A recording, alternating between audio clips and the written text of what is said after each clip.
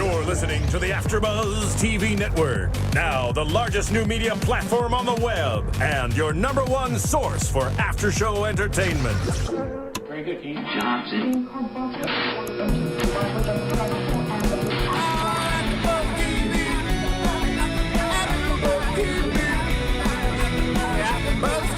From the AFTERBUZZ Studios in Los Angeles, California, presented by Maria Menounos and Bing.com, and streaming live thanks to Akamai Technologies, this is AFTERBUZZ TV's Mad Men After Show.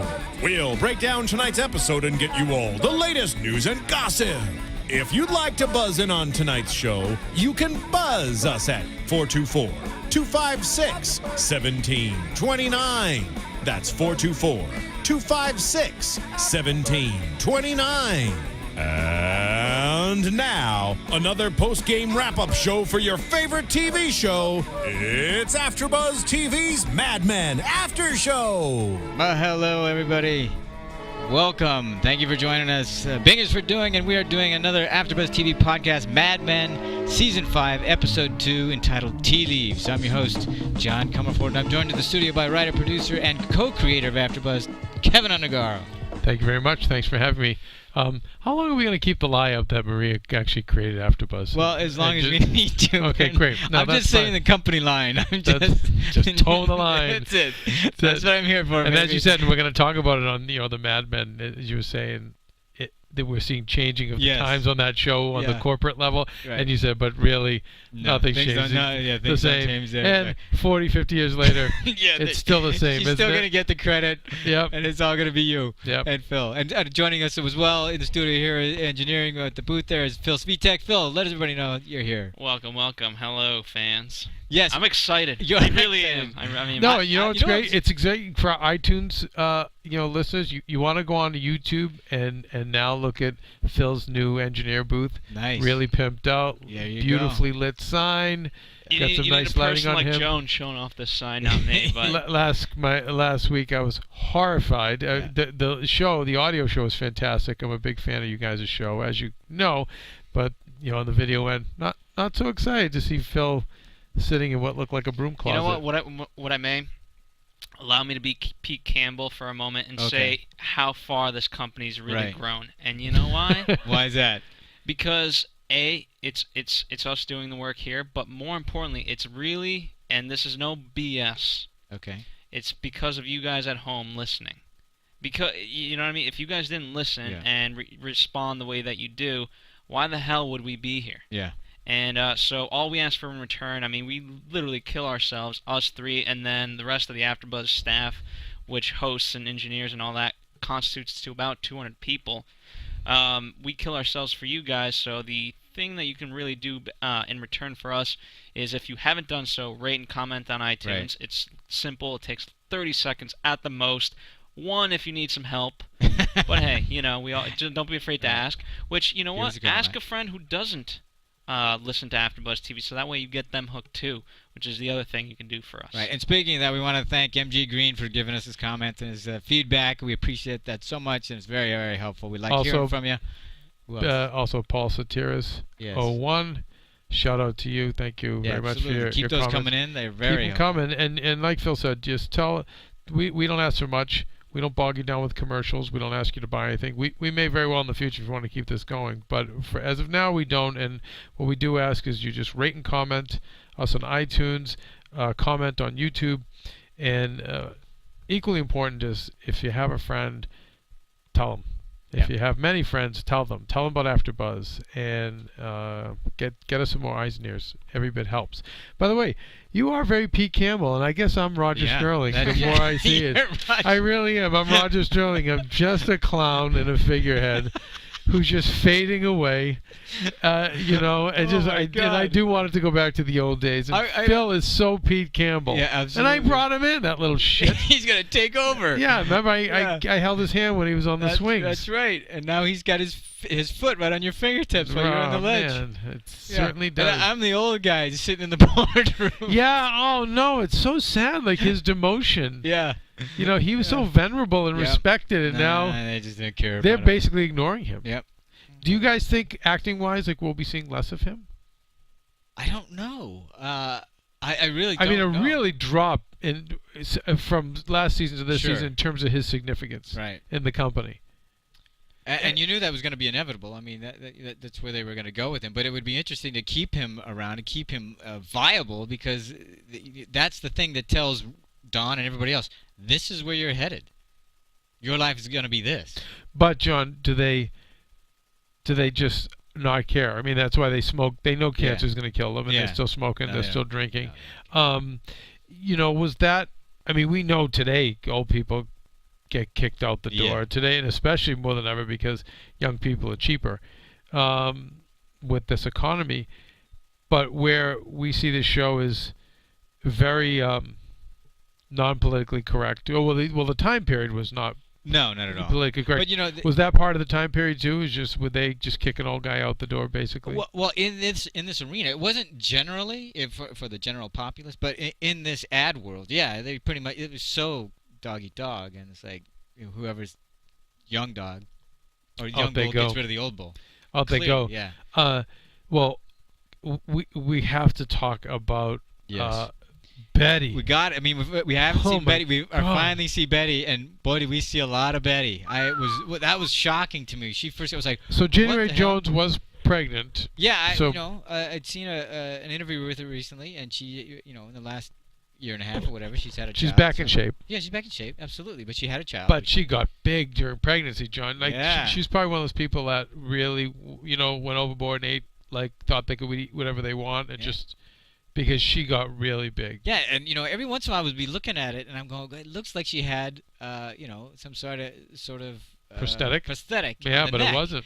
But and I was like, no, either that or it was really good. But it was. I don't think that was shocking. prosthetic. She was. Well, what was weird about it too was the fact that we all thought at first she was pregnant, and especially since Henry was like, come on, let's go. Yeah. And what a lame excuse it is to not go because you're fat. And that's what it turned out to be.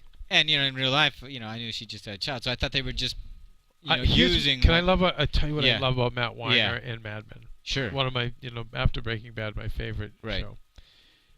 I love the fact that this is the first time I have ever seen a real life pregnancy. Right. There's two things TV does with a real life pregnancy. Right. They either cover it, right, they hide it, or they write it in. And wouldn't it be so organic to write it in? She's a newlywed. She's with this rich guy. He wants to have a kid with her. She's like, hey, why not? Let's solidify things. Let's close the deal. Get a kid. That way I'm locked in for at least 20 years of or 18 years worth of support. And back then you'd get support forever. Absolutely. And yet the Weiner and the Mad Men writers say, throw out the pregnancy thing and say, nope. Just a fat, bored housewife. And I effing love that. I love that. Well, here's why it really does work is, it drives conflict between her and Henry, and then it also pushes her, as we'll talk about, especially it pushes her back to Don. And the mother, Henry's mother, has a great line of, don't you want to get back in that fancy closet of yours or whatever it is. And by the way, and I was so proud of you, Phil, for picking that up. Because we're always talking about with writing in the subtext. Good writing should never just be on the nose. There should be another meaning to it. And to say get back in that fancy closet of yours, of course, on the surface it's all those nice clothes, but what is the subtext of it, John? Of her saying that? Yes. Well, I'm anxious to hear what Phil thought about it, because he's the one that picked it up. It's getting back to Dawn. I mean, she doesn't have that elegant lifestyle, as we later learn from when she visits the doctor. First, they say it's psychological, and he goes on to say those things, and the last word he ends on is boredom, and she's bored. Whereas with Dawn, there was an excitement level. You don't think it, but there was. No, I believe that. I also think that she turned to that because she was so hurt when Dawn already had found somebody else. And I think too, anytime you're getting in the closet, right, whether it's homosexuality or whatever, there's a connotation to that as well. I'm out of the closet. I'm being honest. I'm being open. No, get back into that closet. Go back and be the doll that you were. Pretend that you're this trophy wife. And she says you're that kind of girl. It's easy if you're that kind of girl. She says, it's easy for you. You're just one of those girls. Ouch.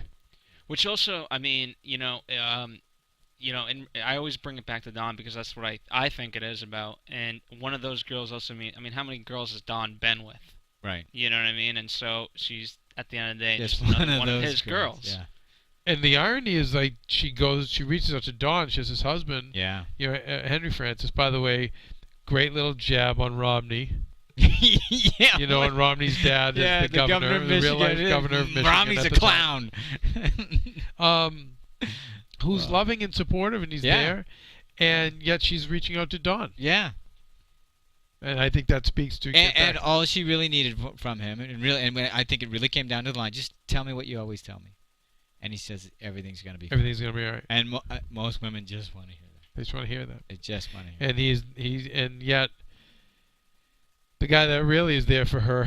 Yeah. Sadly, she's not having sex with, or at least she just had one romp with him. And it was also in that moment, when she gets the phone call. I know you guys can speak to the cinematography about this. Oh, my goodness. What did it lead us to believe? And then back I'll up a say little what I bit. want. Let's say, because there were several phone calls. You're talking about the actual phone call. They're when she gets the news. We start with the shot of the clock, and I mentioned you Yeah. guys because my dad died of cancer, Right. and we all waited for that call to when he had his first test, and it was like sitting it's on the death longest row. wait Oh of my your God, life. It it the is. longest wait. And so that was perfect. And then he answers his call. Then the phone rings again, the other phone, Which and you get forces her to go to the other phone. go to the other phone, and so you get an amazing single shot of Yeah. that phone. You're like, oh my goodness, totally ominous. Yeah. And then She's so small in the frame. that's the next shot, Yeah. John. So Oh, that beg your pardon, I'm sorry. So there's a close up of the phone. Okay. Oh, and okay, then so you go. and then the next shot Yeah. is that super wide shot, this big giant house. Yeah. And I just was blown away by the shot, but then you, John, mentioned the significance of it. So tell us the significance of that shot. She's so small in the frame, and the whole grandeur of everything around. It makes her look like that. She is that doll. She's that tiny little thing. She's so insignificant because she's so worried about this call and what it means. So she's so small in the frame because that's how you feel when you're in that state, that you're just so vulnerable, and the pressure and the weight of everything on you, you just feel insignificant and tiny. And she hears it's benign, and we, of course, all were like, wait. Yeah. Did she, There's a look on her face. It's like, did she really hear it was Yeah. malignant Yeah. and react like that? But then as she kept talking, Yeah. and the subject became about being a fatty, Yeah. and then we see her eating later in the episode, Yeah. indications are it was benign. And also, I mean, And very little solace in that because and I think when she said, which means I'm just fat, would have been easier for her to deal with if it was a cancer, if it was some sort of problem medically that she didn't have anything to have to. It's not. Yes, I have that, but I'm not really responsible for that. Right. I'm in the state I'm in because of what I've done, not because of some medical problem I have. That's a harder thing to deal with. I put myself here. Right. It's going to be harder for her to do because she's already beating herself up like crazy. That's why she's eating too much. That's why she's getting fat.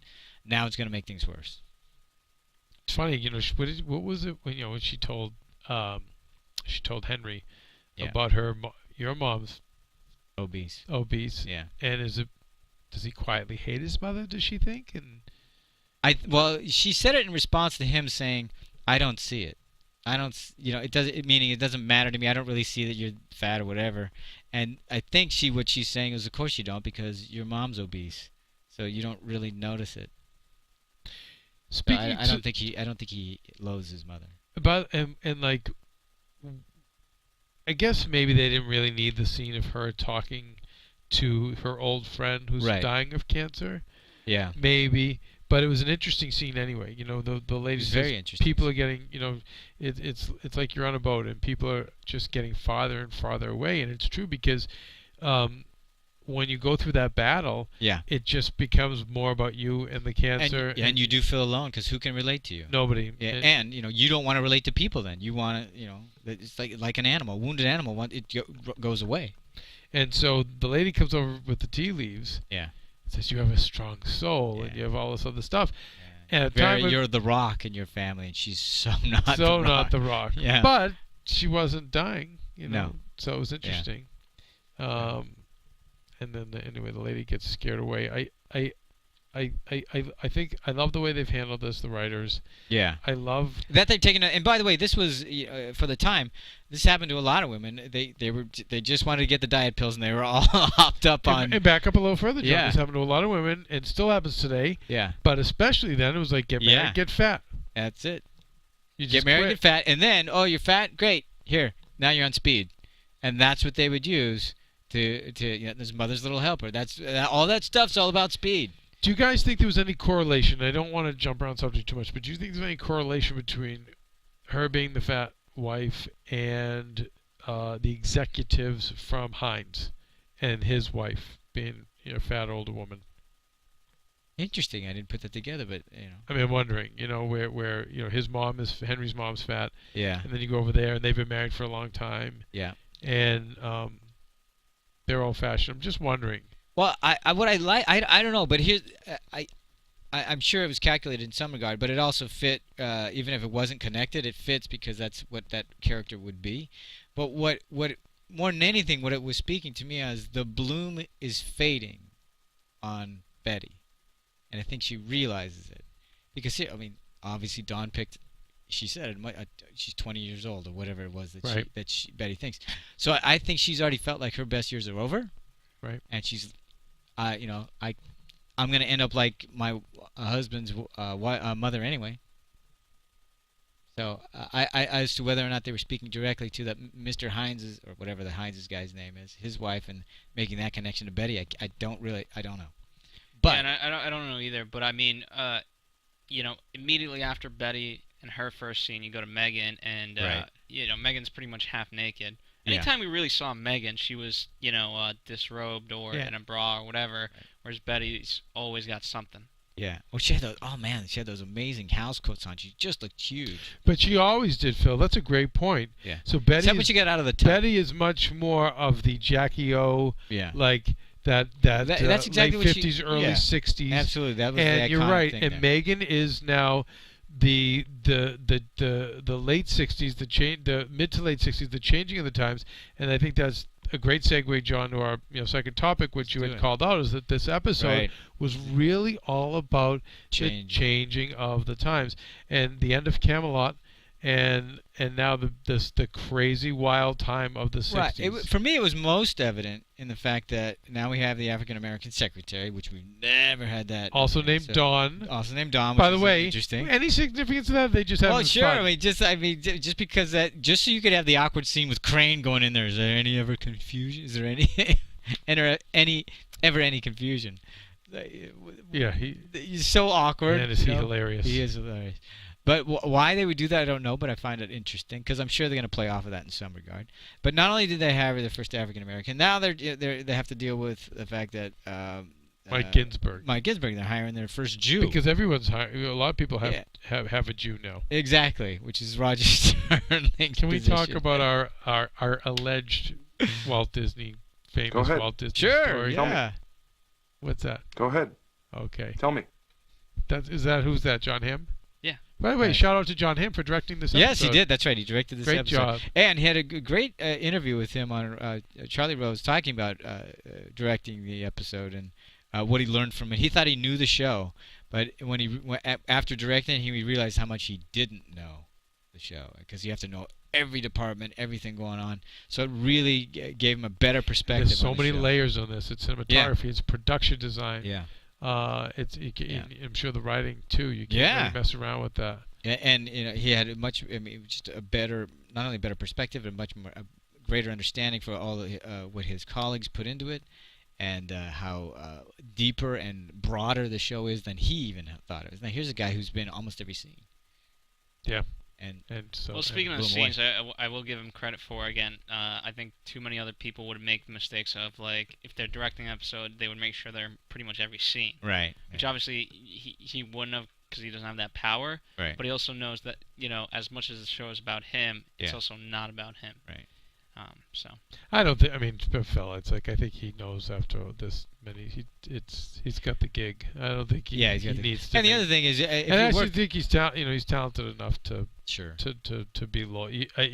Most even the most vain actors, that when they get that chance to direct their own shows, and he they also really got want to to knock see it out of the park. Roger, and right now I'm blanking on Roger John, Sterling? Sterling, no, John Slattery. Yeah. Okay. He's already directed a few, so he's already been directed by another colleague, another cast member. So he's already seen that and how that was handled and how it's been done. So there's already been a bar set and everything like that. So Walt Disney. Please, Walt Disney.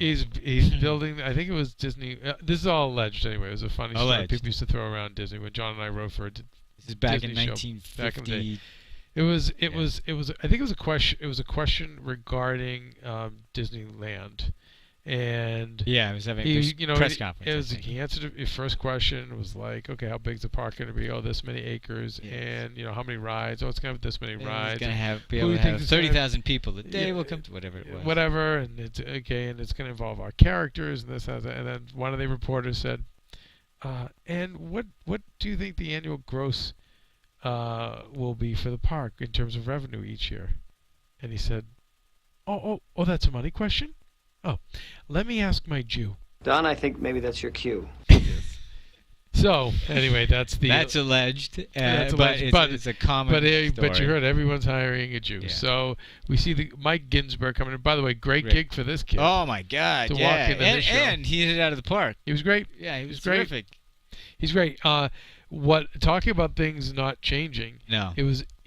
If you notice, Peggy's advice she gets is to just stick to mediocre. Yeah, I love that. Why would you hire a guy That's the talented? best line. And man, the more stick you get to mediocre, listeners, the more you get into not just in our business but in life, the more you'll be astounded, I think, by how people do that. How they hire mediocrities under them. I know, so they don't get shown up. And I'm just going, wow, and I hadn't heard that line before. I've actually obviously I've seen people do it, but I'd never heard the line before. It just solidified it for me, crystallized it like crazy, because they're more interested in protecting their job than actually doing a good job.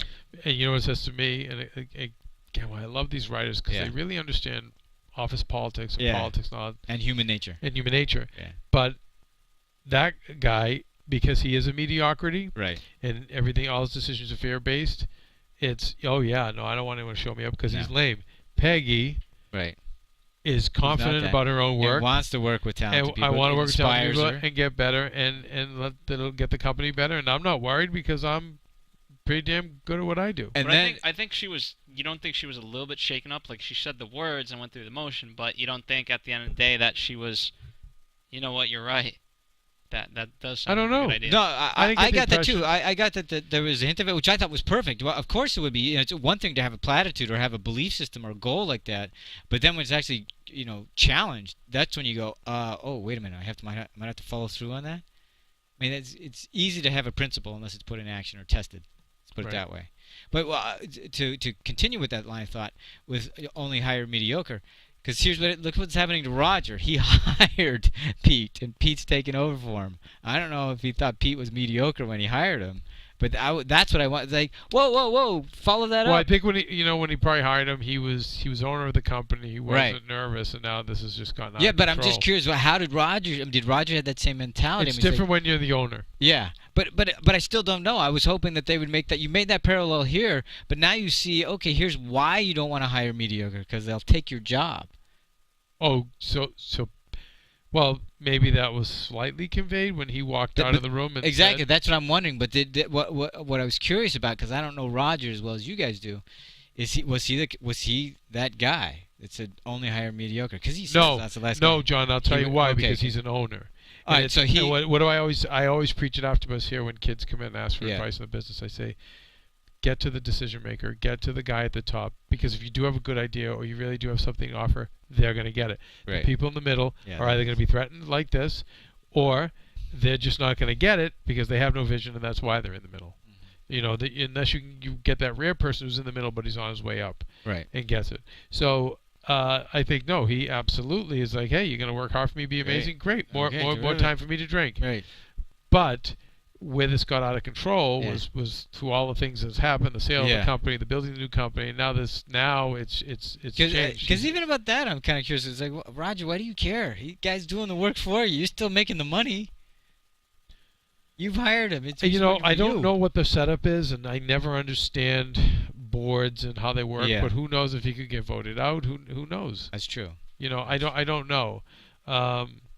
But he's only a junior partner. We know that. But it speaks to the changing of the times. Yeah, that which was what you we know were speaking of. when I mean he holds that meeting. Right. When Pete holds that meeting and he's just popping the champagne. Yeah, but I loved how what we first do when he first tries to call a meeting and he's waiting for people to come to his office and nobody comes and they have to hold a meeting in Roger's office. Roger's just trying to remind people I'm still the guy. Yep. But by the end of the episode, well, not so much. Not so much. Not so much. And great line. I just wish things would get back to normal. And the fact that he has him and Don try to seek solace from one another. What's going on? And still Roger's so funny when he's like Peggy, Betty has cancer, and he's like, well, wouldn't that solve everything? Yes. Just amazing. So callous. Just hilarious. Oh my god. And the both of them are just kind of tired and beaten. Yeah, commiserating. Yeah. And I just wish it would go back to normal. Yeah. And we have a friend, who pines. I just don't want to live in this one. You know what? The worst thing that ever happened to this country. Our mutual friend John and I, just slightly psychotic, which is why we're entertained by him. Slightly. I told you to stop talking. Don't go there. Anyway, what was the ruination of this country? Oh, civil rights. Civil rights. The window for this apology is closing. Okay. All right. So. But okay, speaking of the changing times, so we have Roger. You see him; his life is just turned upside down now because he so wants it to go back to the way it used to. When are things going to get back to normal?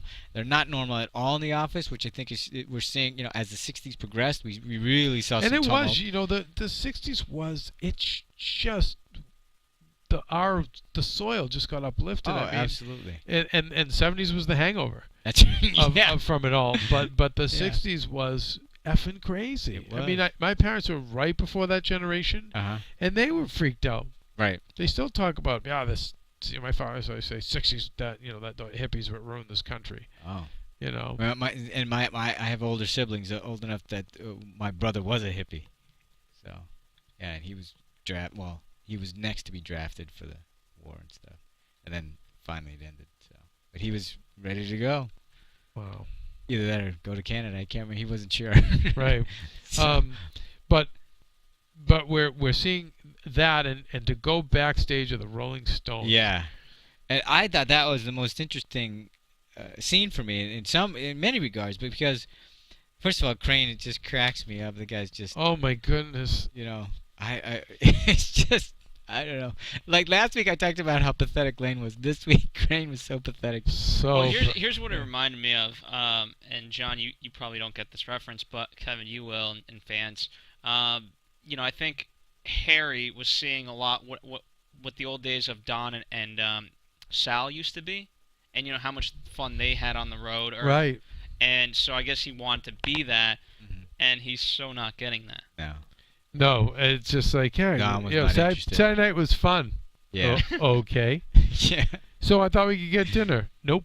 Yeah. And then when he gets in the car and he has 20 White Castle burgers, and he's like, you got to eat first. That's his philosophy. Before your kids. That's what I tell people if they're going to get married. Eat first. So do you think that is he in some ways representing the young generation, which is more out for themselves and less for tradition? The young generation now, or do you mean back then? Then. Like, what was his purpose? Was he in the middle between the young and the old? Don being the old, absolutely. This teenager being the young, and by the way, so young. Oh, the teenagers? The teenager at the Rolling Stones. Yeah. That's the part that was really fascinating to me. But yeah, I don't think he represents the young. I do think he represents those who are caught in the middle in some degree because, the previous gen prior to his, okay, you knew your roles, you were going to do this, and then they're part of the greatest generation. He's the one after that. What's your role? Right. What's your role? Yeah, it's not as well defined. What I liked about the teenager, and I just give a shout out to the hair and makeup people. Yeah. Did you notice that she was very shiny? Yeah. And a lot of that was kind of the makeup style back then. If you look back at pictures of my aunts and stuff like that, yeah. Very shiny. There was the eyeliner and the blush. I did not know that. But shiny. Yeah. For the younger kids. So about that scene, so he's having this conversation. Draper's having this conversation with this teenager, and it goes on for a while. And I was just like, why are they taking? I remember thinking, why are they taking so much time with this scene? And this character? They took a lot of time. The important thing to take out of it, I think, is we don't want to. When her and Don are discussing the young and the old, right? What did he say? Because he kept asking, and what are you gonna do then? And what's next? Because they obviously the decision they make is the one in front of their nose. They can't see around the corner. No teenager can. So, but I found it interesting that he kept wanting to know. And what are you gonna do then? As if you should have a plan. And she said whatever he wants me to. And no, but then she said something about, I don't know, it was almost like, what you guys are always, why do you guys hate us? Or why? Yeah, you just don't want us to have any fun. And he says, no, we're worried about you. We're worried about you. And that was great. No, but I thought that was great. No, I thought it was great too, but I need your guys' help for this, the context. Is he usually that concerned about somebody? That's what that seemed out of character. I think it was the royal we. Okay. Meaning, not just I'm worried about you, this 15-year-old girl. I don't care. It's this hypocritical guy who drinks and smokes and cheats on his wife and is exhausted, but at the end of the day does believe in the order and the law, and he's old-fashioned. And I think he's already thought this through on why. Yeah. Well, because why we disagree with you protesters. Yeah. Why we did. He's already had that answer thought out. And especially he knows what's going to happen to the young girl. Yeah, and by the way, and this is Don, who's he's a great admin. He's very astute. He knows people. Yeah. And he knows you're going to just lead to some kind of disintegration. Which and what I'm wondering is why he kept wanting her to realize it rather than say anything about it. He wanted her to come to her own conclusions about it, but at least Socratic method. Socratic method partly I think the ad man who likes to get to know people, that's his business. So why do you want to do this? I thought he was also questioning because I think he legitimately wanted to know what made her tick, because that's advertising, right? So that young crowd, right? It's always wanting that 15 to well, in the beginning when he first saw crowd. Because I thought in the beginning he was really trying to do that, was to get information and to help him later when he's using it in whatever advertising exercise it would be. But when he was asking her questions like, well, what do you hope to? How does it make you feel? Oh, so romantic. So I thought he was trying to glean information from her in the beginning. But when we went back later, when he's talking about what's going to happen when you go into the room, what are you going to do then? I thought he was trying to get her to see, look, I don't think you've thought this through, because he knows what's going to happen in the room. He does. And I think he was trying to save her. But he probably was, and by the way, he's killing time, and he's backstage, and the only alternative would be to have him hit on her, and she's just too young for him. Yeah. So I could see, I bought it all. It felt like it was within his character. Was it long? Maybe. No, that's the thing. More than anything, I didn't. Might have been. It felt for me. But me. I love this show so much. I could just watch. 2 hours last week. I wasn't worried about the length of it so much as that I didn't. It seemed like it was out of character, and that's why I wanted to talk to you guys about it, because I don't know Don. No, I felt it was his character. Okay. Yeah, because he does have a conscience. It's not right. Whereas he's not. No, whereas Roger is much less. Right. He does. He's just troubled. And he's not amoral. He has his center. Just hypocritical. I think like a lot of the guys on Madison Avenue were. Yeah. They were cheats. They were drunks. They were. Yeah. Now we're speaking. Now, especially the changing of the times. You could see right there in that scene. For me, the other thing that I thought was so fascinating. These teenagers look at these guys. Oh, they're so old. They aren't. Oh no, they're cool. No, they're not. They sound exactly like teenagers today. Yeah. Somebody who's over 30. That was interesting. Yeah. It made me feel, I remember asking John Hamm about this. I go, do you think about some of those guys that you're portraying? Because where they are today, he goes, most of them are dead. Yeah. Just in that lifestyle. Yeah. But kind of interesting that, the Stones are still around. True. Right? So, some of the guys from Madison Ave back then may still be around. Yeah. There's a chance. But isn't Keith Richards the exception that proves the rule? I mean, yeah. the amount of damage. They also have a lot of money, too. Yeah, if you have the money, that helps to help you get this right. Yeah, clearly. But I love the idea that, the Rolling Stones. Yeah. And then he signs the wrong people. And how funny. Yeah. And talk about the changing of the times. Yeah. Can we talk a little bit about the dinner? Go back to the dinner between Heinz. Oh my God. And the wife. Here's what I was going to bring up. Megan and Don. Is that Don doesn't even really believe in this idea? Because again, if he really wanted the Stones, he would. I feel like Don would have been a lot more aggressive about it. Whereas he let Crane take the lead. Yeah. And if Don really wanted it, my guess is he was get out of the way. Right. I'll do this. But because he's the closer. Yeah, and this, by the way, with this other client, he basically was like, no, if that's what they want, let them do it. And he's just like, let them figure out. I think part of it's a little bit of burnout. Yeah, that's what I'm wondering. It's like, what happened to the Type A guy? I think I do. I think he's a little burnt out. Yeah. I think he's a little burnt out. Peggy said it last week. Where and I'm just saying, I'm actually just making the connection that times are changing again, especially if you could see it in Don. He's changed. Yeah, he's changed. And so we have this old couple, and they're talking about the daughter who it was the beginning of what I call the lame generation, which, my generation's one of the beginners of it, but it's of the lame generation of too old to go to camp and too young to get a real job and just sits and listens to music all day, which became cable TV and now is internet. And, before that, it wasn't like that. No. It wasn't like that. And so we're seeing... you got a job? Yeah, we're seeing that. Yeah, no. I mean, come on. All our parents started work when they were 10, 11, 12, And I love seeing that. And then, there's Dawn across the table with the young wife. Yeah. Who corrects him when it's like... Who doesn't have to work, but chooses to. But chooses to work, right. Very progressive. And what was the Stone song that she... Time is on my side. Time is on my side. He's like, yeah, that song, Time is on your side. No, Time is on my side. It is. It is. Hilarious. Really funny. Yeah. Heinz is, and then it became Heinz is on your side. I think it's only going... Which would have been fun. I think it's only going to get... I hope the show stays on the air because I think there's so many places to go now that the 60s. Well, yeah, you got to bring it. Now that you're bringing the crazier. tumult into it, I mean, even more. My God. So much more. I love that. I know. John, I know we're going to probably end up going to commercial. It was our news and gossip, Phil. You're going to discuss the Newsweek article that came out about Mad Men? Yeah.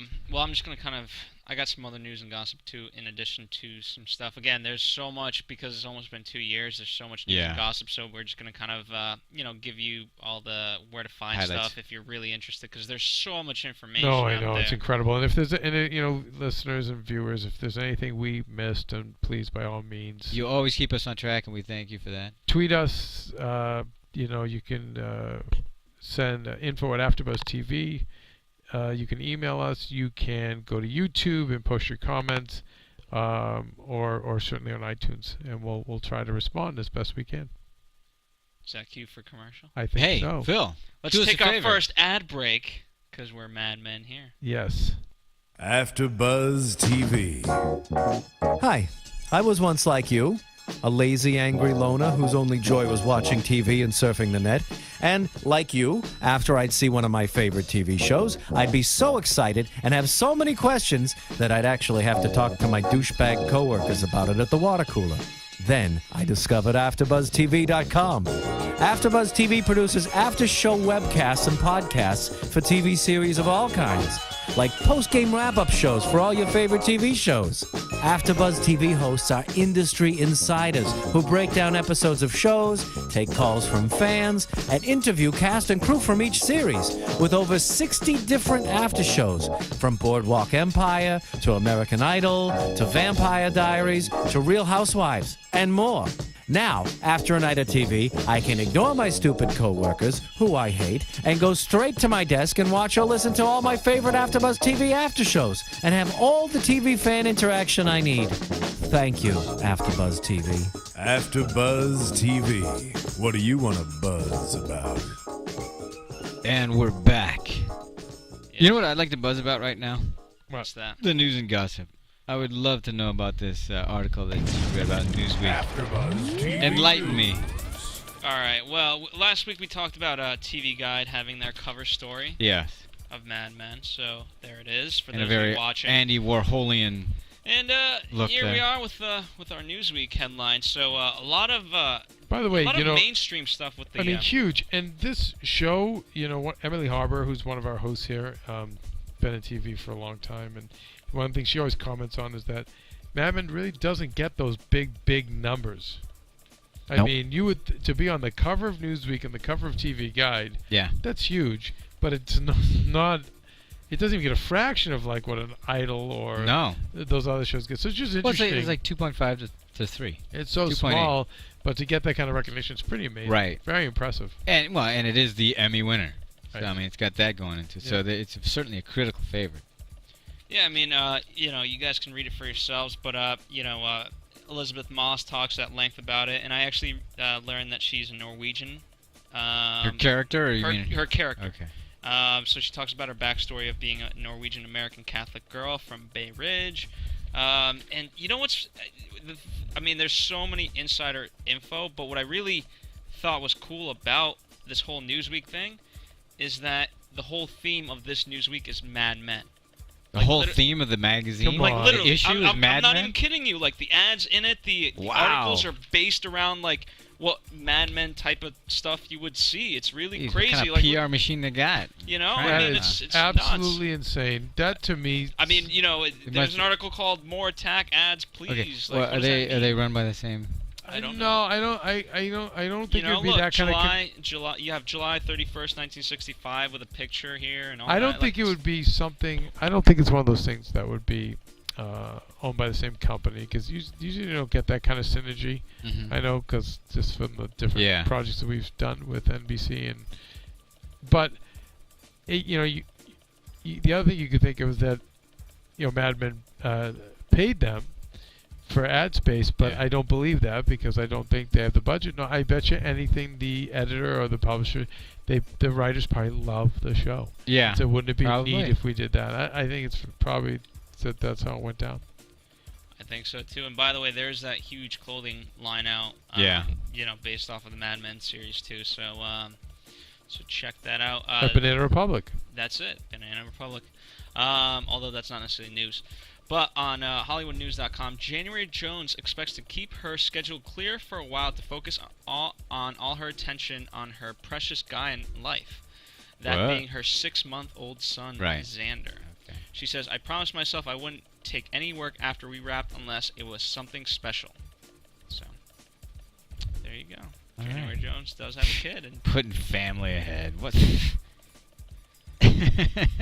well, Family first. I don't think that's. I mean, there's a way to have a career and have a kid. Oh yeah, And people do it all the time. And But that's you her. I mean, that's a fine choice. If she wants to do that, that's great. Good for her. Yeah, but I worry for her because right now she's still hot. You know, she did X-Men. Career-wise, not smart to do, but you know, what's really more important than having a kid? So I don't know. But Having two. John Hamm says therapy is invaluable. He says, "Wow, this is actually really interesting." Because as I started reading this, I was like, "Wait, is he talking That's about great. Don Draper?" But no. No. So the Mad Men actor became an orphan at the age of 20, following the death of his father, 10 years after the passing of his mother, and despite not wanting to, went to see a therapist who believes she helped him greatly. He said, "I had no concept of what going to see a shrink meant. I'm a 20-year-old idiot in the Midwest. This is not Woody Allen in New York. We don't sit around and talk about our feelings." So, interesting kind of parallel to Don Draper. Yeah. And then there's, as you guys know, there's so much more other stuff, but I'm reading this again, like you and I did, John. I'm reading this literally like 3 hours ago. Right. So this is news hot off the press, as they say, and I'm sure there's going back this whole week, but you know, check it out. There's definitely out there. I recommend the books too. Books are great. what books? Well, books, there's like 50 of them. They are just on the set design alone of the 60s. Really? On Mad Men, the show? Yeah. Really? Yeah. Yeah, really? You guys don't get out much? No, I guess not. I don't. I'll have to Bing it. Yeah, that's right. There's so many books. Yeah, I mean, people are so fascinated with the show. Yeah. There's It's a phenomenon. Even our set here in Studio B is very 60s. We've got shag rug. We have the shag rug sound panels. We've got the moon chairs. What are the moon chairs, and it's just so interesting because when you see the Mad Men office, you could totally walk in there today, and we could put CAA or WME on the front door, and you'd be fine. Yeah. There'd be no spinning of heads. It's only when we get into the suburbs and we see the houses in the suburbs do we really see dates in the 60s and the real you can tell.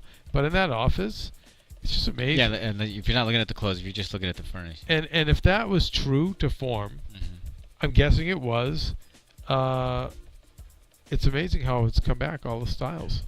Oh, they always do.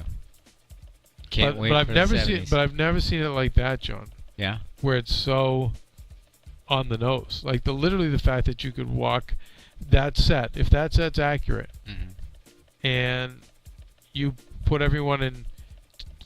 Well, even the outfits are we're into the skinny ties. Right. And we're into the fitted suits. I don't know. I've never seen such a parallel.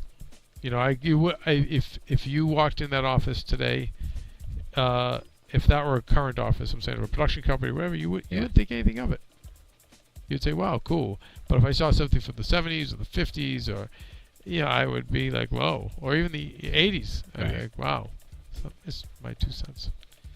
Well, that is your news and gossip for the week of April 1st. Very, very incomplete. I'm glad no one's made an office joke yet. Yeah, very incomplete, Phil, and very and I enjoy I like to how tease the unthorough it was. I like to tease the people. And now, your AfterBuzz TV predictions. Which, if I may, to my defense, are not unlike the teasers of Mad Men, which give you nothing. That's true. Either. That's true. He's in keeping with the show then in that regard. So okay. My thing is, I think Betty's gonna get hopped up on speed. Okay, and we see. She'll get it. Well, I could see Michael Ginsberg in a bunch of shots, so he's clearly on the team. Yeah, now. so we got that's nice. We have Betty. I guess. Yeah. What did we see? We just saw a bunch of one-liners that led to nothing. Oh, and Roger with Peggy. Yeah. Like, hey, what are you doing for tonight? I'm sure that has no meaning. Yeah, there's nothing there. Right, that's not Roger's speed. And especially, I don't think he'd ever date Peggy. Like, if he was to hit on anyone, it would be Megan. Risky question. Okay. To ask. If we watch the extended trailer on AMC.com, is it more revealing? I don't know. I've never seen it. So that's why it's a risky question. You're not supposed to say that. I don't think so. Boo. So risky. So my risks blew up in my face. Anyway. Maybe it did, and I just don't know. But Well, here's why I purposely don't. Right. Because I love the show so much. I don't want to know. I like to tease. The only this tease goes I back see to is Sopranos and Breaking Bad as well. I like just enough, but I like to be surprised. Yeah, I don't like to see the extended ones anyway. That's why I don't watch them specifically. I'll watch the one here just to get a taste, and this doesn't ever really tell me anything. So. Well, we can generally predict. I mean, I think Betty is getting on speed. Maybe do we see any chance of rekindling between Betty and Dawn? Well. No, I would keep them in that wonderful conflict zone where one of them wants the other, but then one can't, the other, and then you'll flip it at some point during the series. Gotcha. Because that's much better. If anything, that's going to be a season arc. Right. You can't get to it. But what I'm more curious about is what are they going to do with Dawn?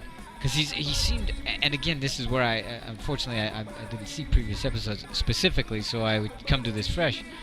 But it seems like he's changed a lot. He's and it's very organic watching all the seasons. He's just becoming more disillusioned. And remember his roots or lack thereof. That's true. So it all seems very organic. for him. But I want the guy that was, tells. I like the idea of the guy that tells clients to fuck off in the room or whatever. Right. I didn't ever see any of that. Yeah, now, well, he's matured too. I mean, that's what a young punk would do. Yeah. An older businessman who has bills to pay, you calm down a little bit, and you learn how to play the game a little better, which it seems that he has. Anyway, I'm at Undergaro. Oh, there he is. If you'd like to know, on at Twitter. Undergaro on Twitter. Really, Phil, I have to say on Twitter at this point. We're You doing kids the don't Mad know? Men after show. Oh, you're right. Everyone's from the 60s. Come on, not everyone is. Okay, savvy. Gotcha. I'm at But I post guess office box. if they're listening to a podcast, they're pretty savvy. Yes, But that's true. John, where can they find you? Right here, every day. Right here, every day. Old school, baby. That's it. That's right. He doesn't even have an email. Old school. Love that. We take care of John here. And on behalf of everyone here at AfterBuzz, follow it at AfterBuzz TV. Rate and comment us on iTunes. And the big thing, I know we joked about Maria at the beginning of the show. Oh, yes, Maria please. Menounos. Team Enough. Team Enough, of course, referring to her team name on Dancing with the Stars, which is Derek Huff. Please vote for them. And why should they vote, Phil? All right, so this is the big secret. The longer Maria stays on Dancing with the Stars, the more we get to spend her money Yes, to do what to keep we do her here. distracted. So, yeah, that's basically it. But And at least she gets credit. She does. She does get credit. But So. man, are we in trouble when that ride ends. Whoa, boy. We'll have fun. The gravy train is gone, when baby. the business managers find out. No. Is that what it says in our tea leaf predictions? Yes. Yeah. All right, until You're next in week, trouble. hopefully we'll have a lot more. But you got to vote for Maria. Yeah. From Bing.com, executive producers Maria Menounos, Keven Undergaro, Phil Svitek, and the entire AfterBuzz TV staff, we would like to thank you for listening to the AfterBuzz TV network. To watch or listen to other after shows and post comments or questions, be sure to visit AfterBuzzTV.com. I'm Sir Richard Wentworth, and this has been a presentation of AfterBuzz TV. Buzz you later. The views expressed herein are those of the hosts only and do not necessarily reflect the views of AfterBuzz TV or its owners or principals.